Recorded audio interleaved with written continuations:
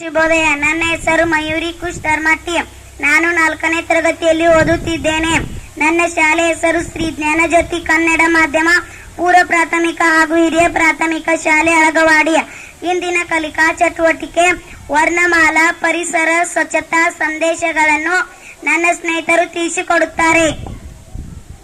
ಅಲ್ಲಿ ಇಲ್ಲಿ ಕಸ ಎಸೆಯಬೇಡಿ. ಕಸ ಜೀವಿಗಳ ಆರೋಗ್ಯ ಕೆಡಿಸುತ್ತದೆ. ಈ ಇರುವ ಕಸವನ್ನು ಬೇರ್ಪಡಿಸಿ ಕಸದ ಹೊಣೆಗೆ ಹಾಕಿ. ಈ ರೀತಿ ಕಸ ವಿಲೇವಾರಿಗೆ ಎಲ್ಲರೂ ಸಹಕರಿಸಬೇಕು. ಉತ್ತಮವಾದ ಪರಿಸರ ನಮ್ಮದಾಗಲಿ. ಊರಿನ ಸುಂದರ ಕಸ ಮುಕ್ತ ಪರಿಸರದಲ್ಲಿದೆ. ಋಣಾತ್ಮಕ ಪರಿಣಾಮ ಬೀರುವ ಪ್ಲಾಸ್ಟಿಕ್ ಬೇಡವೇ ಬೇಡ. ಎಲ್ಲೆಡೆ ಸ್ವಚ್ಛತೆಯನ್ನು ಮೂಡಿಸೋಣ.